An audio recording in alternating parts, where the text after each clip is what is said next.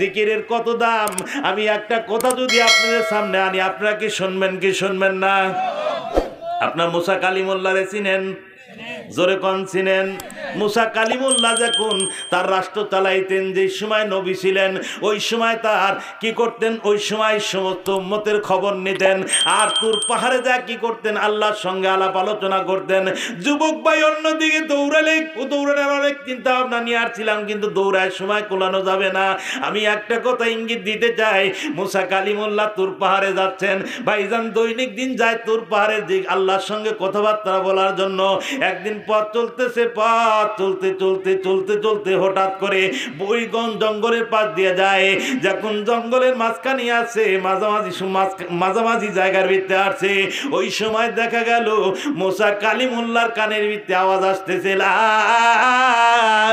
ইলাহা ইল্লাল্লাহ, লা ইলাহা ইল্লাল্লাহ, লা ইলাহা ইল্লাল্লাহর জিকিরের আওয়াজ আসতেছে। মুসা কালিমুল্লাহ চিন্তা করতে, রব্বুল আলামিন সারা জিন্দেগি জঙ্গলের পাশ দিয়ে গেলাম, কোনদিন তো তোমার মাওলা, তুমি মাওলার নাম এত মধুর কণ্ঠ দিয়া শুনি নাই, এত সুন্দর কণ্ঠ আওয়াজ দিয়া তোমার নামের জিকির করা দেখি নাই, আমার কানে পড়ে না। আজকে এত মধুর কণ্ঠের জিকির আমার কানের ভিতরে আসতেছে, কারণটা কি? মুসা কালিমুল্লাহ আস্তে করে ভাইজান কদম তুলতে তুলতে জঙ্গলের দিকে অগ্রসর হইতে, কি ব্যাপার দেখি, দেখে আসি কোন জায়গায় আল্লাহর নামের জিকির করে, কোন বান্দা আল্লাহর নামের জিকিরে ভিত্তি মশগুল আছে।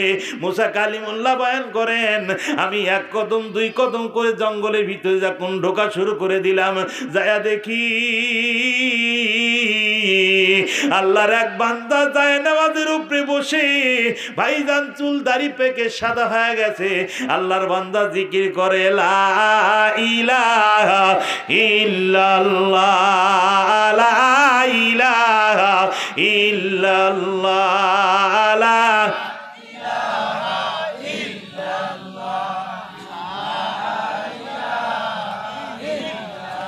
মুহাম্মাদুর রাসূলুল্লাহ।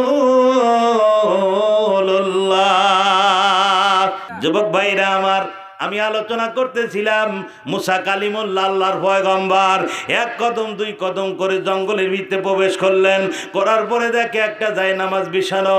ভাইজান এই জঙ্গলের ভিতরে যেই জায়গায় বাঘ ভাল্লুকের আমদানি, যেই জায়গায় মানুষ ভাইজান একা একা যাওয়া সম্ভব নয়, ওই জায়গার ভিতরে বসে বসে আল্লাহর জিকির করে, লা ইলাহা ইল্লাল্লাহু মুহাম্মাদুর রাসূলুল্লাহ। জিকির করতে চক্ষুখানা বন্ধ করে দিয়া মুসা কালিমুল্লাহ বয়ান করেন, আমি যখন লোকটার সামনে যায় দাঁড়াইলাম, দাঁড়ানোর সাথে সাথে অনেক টাইম দাঁড়ায় আছি, কিন্তু জুবান দাঁড়ায় জিকির করে, চক্ষু খুলে না। জিকির করতে করতে করতে করতে এক সময় যখন চক্ষুখানা খুলেছে, চোখের পাতাখানা সরে গেছে, ওই আল্লাহর ওলি তাকায় দেখে আমার সামনে একজন যুবক, অপরিচিত যুবক আমার সামনে দণ্ডায়মান। জীবনে এই যুবকটাকে আমি কোনোদিন দেখি নাই। জিকির বন্ধ হয়ে গেল। মুসা কালিমুল্লাহ সালাম দেয়, আসসালামু আলাইকুম ওয়া রাহমাতুল্লাহ। আল্লাহর ওলি জবাব দেন, ওয়া আলাইকুমুস সালাম ওয়া রাহমাতুল্লাহি ওয়া বারাকাতুহু। ভাইজান মুসা কালিমুল্লাহ জিজ্ঞাসা করছে, ভাইজান জীবনে কোনোদিন এই জঙ্গলের ভিতরে কোনো লোকজন দেখি নাই, এই জঙ্গলের ভিতরে কোনো বাঘ ভাল্লুকের কারণে কোনো মানুষ এই জঙ্গলের ভিতরে একা একা আসা সাহস পায় না। আপনি এই জায়গার ভিতরে কতদিন হল আল্লাহর দাসত্ব আর গোলামি করতেছেন, আল্লাহর জিকির করতেছেন, আমার কাছে একটু বয়ান করেন। মুসা কালিমুল্লাহ আল্লাহর পয়গম্বর প্রশ্ন করার সাথে সাথে এবার আল্লাহর ওলি ডাক দেয়, হুজুর জীবনে আপনার কোনোদিন দেখি নাই, আপনার চেহারা দর্শন করি নাই হুজুর। আজ এতদিন পর্যন্ত আপনি এই জায়গায়, আজ এতদিন পর্যন্ত জিকির করি, কোনোদিন আপনি দেখি নাই, আপনি কোন জায়গাতে আসলেন? মুসা পয়গম্বর আল্লাহর নবী ডাক দিয়ে বলতেছেন, আপনি কতদিন পর্যন্ত এই জঙ্গলে বসে বসে আল্লাহর দাসত্ব গোলামি করেন, আমার মাওলার নামের জিকির করেন।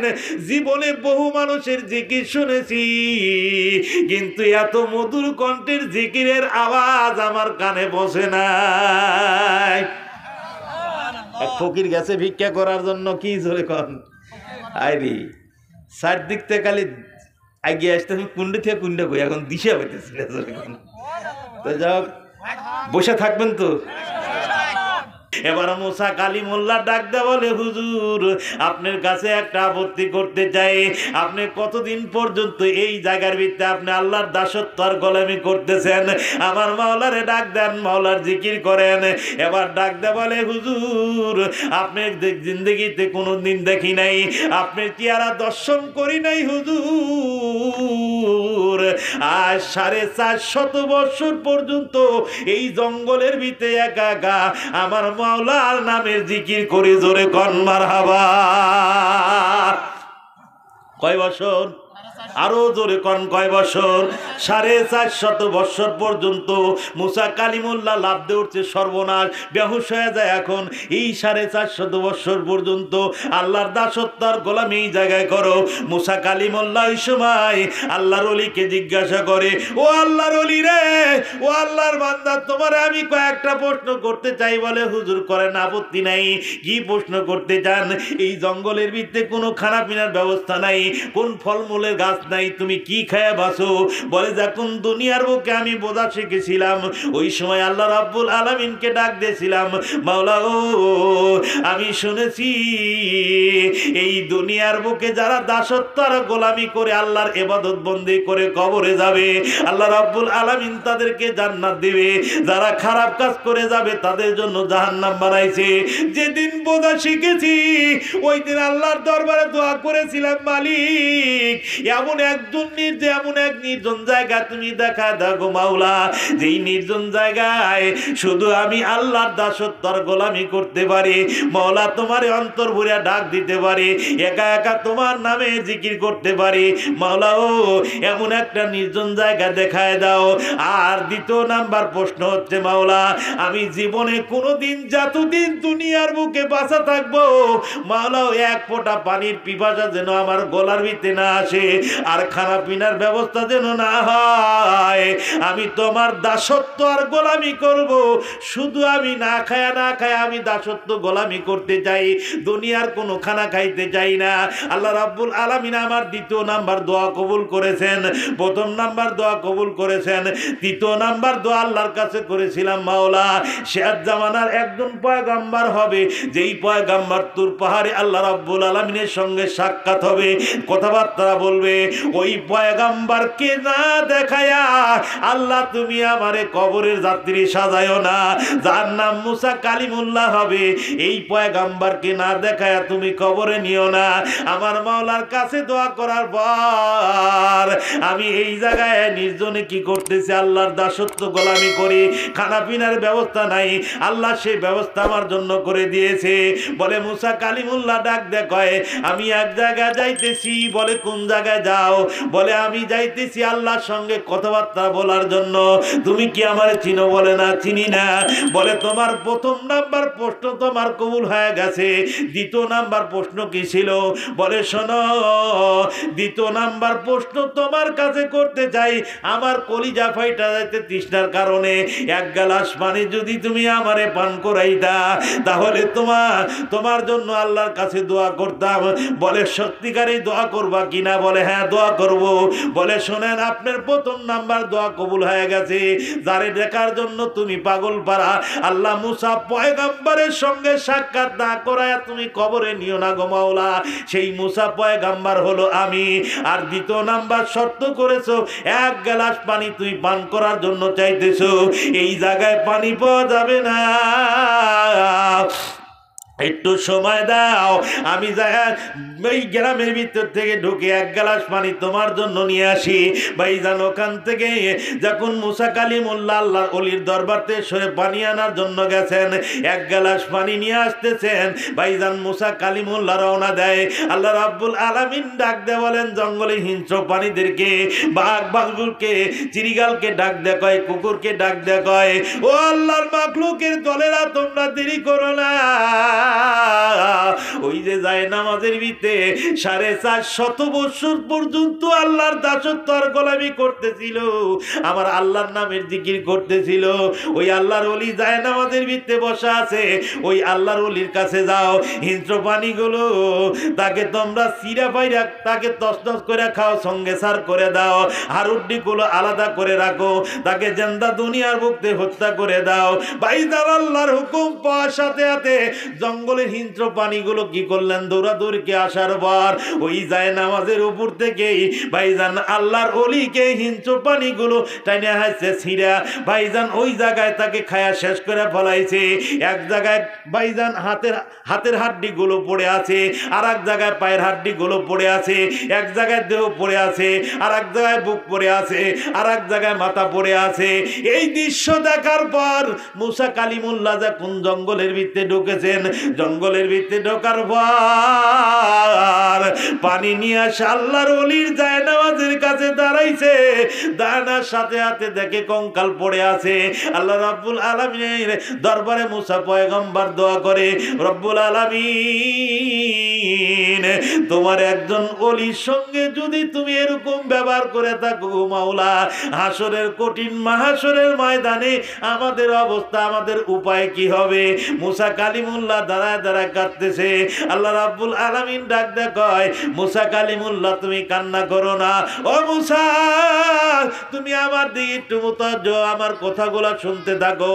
মুসা পয়গম্বরকে আল্লাহ রাব্বুল আলামিন ডাক দেয় কয়, শোনো এ মুসা, আজ 450 বছর পর্যন্ত যারে দুনিয়ার এক ফোঁটা পানি আমি তার গলার ভিতরে পিপাসা লাগাই নাই, দুনিয়ার খাবার খিলাই নাই, আজ আমার বান্দা 450 বছর পর্যন্ত দাসত্ব আর গোলামি করার পর আমারে ভুলে যায় পানির পিপাসার কারণে মুসা পয়গম্বরের কাছে পানি চায়, আমি মাওলা কি তারে পানি দিতে পারতাম না?